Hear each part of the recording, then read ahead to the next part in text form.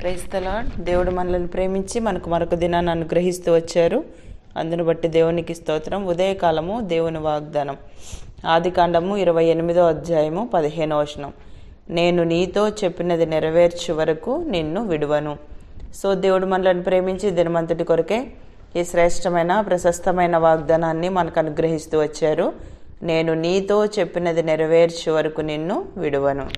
ఉదయకాలం దేవుడు మనకు వాగ్దానం చేస్తున్నాడు, మనతో చెప్పినది నెరవేర్చే వరకు కూడా విడువనని. ఇక్కడ యాకోబుతో ఈ మాటలు దేవుడు సెలవిస్తూ వచ్చాడు అనమాట. యాకోబు తన నిద్రలో ఉన్నప్పుడు దేవుడు తనకు దర్శనం ద్వారా కలలో మాట్లాడినటువంటి మాటలు అనమాట.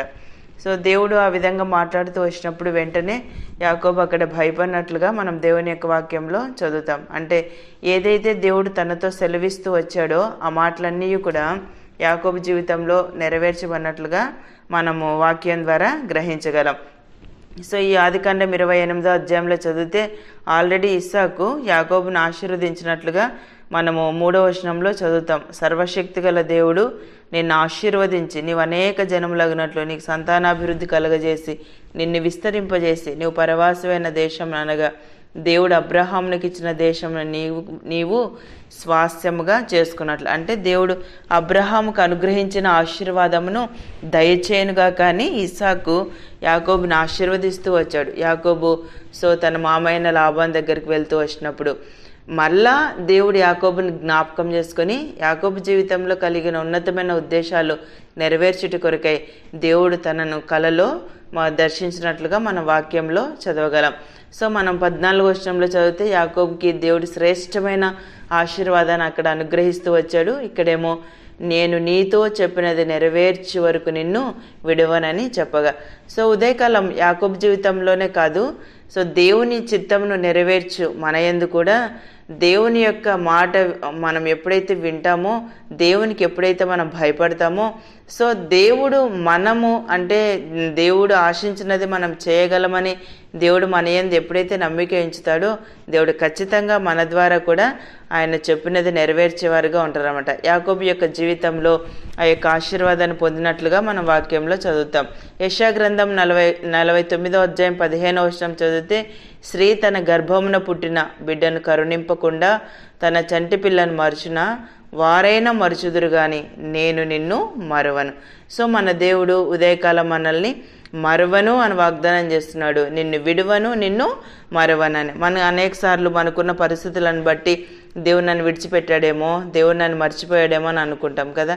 అయితే దేవుని యొక్క చిత్తాన్ని నెరవేర్చడానికి కొన్నిసార్లు ఇష్టాన్ని అంటే సముఖతను మనము వ్యక్తపరచం. కానీ అయితే మన జీవితంలో మన ఇష్టం నెరవేర్చుకోవటానికి దేవుడు మన ద్వారా పనిచేయాలని ఆశిస్తాం. అలాగుండి దేవుడు నన్ను మర్చిపోయినాడేమో అని అనుకుంటే అది పొరపాటు. అయితే దేవుని యొక్క వాక్యంలో సెలవిచ్చిన ప్రకారము దేవుని యొక్క ఆలోచనలు మనం ఎప్పుడైతే నెరవేరుస్తామో మన జీవితంలో కూడా యాకోబు యొక్క జీవితంలో దేవుడు నెరవేర్చిన దేవుడు మన జీవితంలో కూడా ఆయన తప్పకుండా నెరవేరుస్తాడు. మనల్ని విడిచిపెట్టాడు, అంతేకాదు మనల్ని మర్చిపోడు ఆయన. ఇర్మియా గ్రంథం 31వ అధ్యాయం 3వ వచనం చదివితే శాశ్వతమైన ప్రేమతో నేను నిన్ను ప్రేమించుచున్నాను గనుక విడువక నీ ఎడల కృప చూపుచున్నాను. మన దేవుడు మన ఎడల విడువక కృప చూపించేటువంటి దేవుడు. ఉదయకాలం నీకున్న పరిస్థితులన్నిటిని బట్టి అవి చెప్పుకోలేని పరిస్థితులు అయిండొచ్చు, ఆర్థిక ఇబ్బందులు అయిండొచ్చు, అనారోగ్యం అయిండొచ్చు, రకరకాల పరిస్థితులు తమ వారిని పోగొట్టుకొని అనేకమైన ఇబ్బందులకు గురై ఉదయకాలం నువ్వు ఆలోచిస్తున్నావేమో, దేవుడు నన్ను విడిచిపెట్టాడని అనుకుంటున్నావేమో. యాకోబు తన తల్లిదండ్రులను విడిచిపోయినప్పటికీ దేవుడు యాకోబును మాత్రము విడిచిపెట్టలేదు. ఇంకా యాకోబుతో దేవుడు స్పష్టంగా మాట్లాడుతూ వచ్చాడు, నేను నీతో చెప్పినది నెరవేర్చే వరకు నిన్ను విడువను. అంటే తన తల్లిదండ్రులు తన అన్న దూరమైన దేవుడు మాత్రం యాకోబుకి దూరం అవలే. మన జీవితంలో కూడా దేవుడు మనల్ని దూరం చేసే దేవుడు కాదు, ఆయన మనల్ని విడిచిపెట్టే దేవుడు కాదు, మనల్ని మర్చిపోయే దేవుడు కాదు. అంతేకాకుండా విడువక మన ఎడల ఆయన కృప చూపించేటువంటి దేవుడు అనమాట. ఉదయకాలం నువ్వు ఎలాంటి పరిస్థితుల్లో ఉన్నా నా అనే వాళ్ళు నా దగ్గర ఎవరూ లేరు, నేను ఒక్కనే ఉన్నాను, నువ్వు ఒంటరిగా ఉండి నీకున్న పరిస్థితులన్నిటిని బట్టి నువ్వు బాధపడుతున్నావేమో, ఉదయకాలం నిన్ను విడువనని దేవుడు నీకు వాగ్దానం చేస్తున్నాడు. జీవితంలో ప్రతి పరిస్థితిలో కూడా నీ జీవితంలో ఉన్న ప్రతి పరిస్థితిలో కూడా దేవుడు నాతో ఉన్నాడు అని నువ్వు ఎప్పుడైతే గ్రహిస్తావో పరిస్థితులన్నిటిలో కూడా ఆ గొప్ప విజయాన్ని దేవుడు నీకు అనుగ్రహిస్తాడు. ఉదయకాలం దేవుడు అనుగ్రహించిన ప్రశస్తమైన వాగ్దానం మన జీవితానికి మనం అన్వయించుకొని ముందుకు కొనసాగినట్లు ప్రభువు మనందరికీ సహాయం చేయనుగాక. ప్రార్థన చేసుకుందాం. ప్రియమైన తండ్రి, మీకు వందనాలు.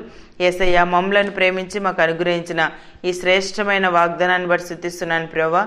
నేను నీతో చెప్పినది నెరవేర్చే వరకు నిన్ను విడువనని సెలవిచ్చారు.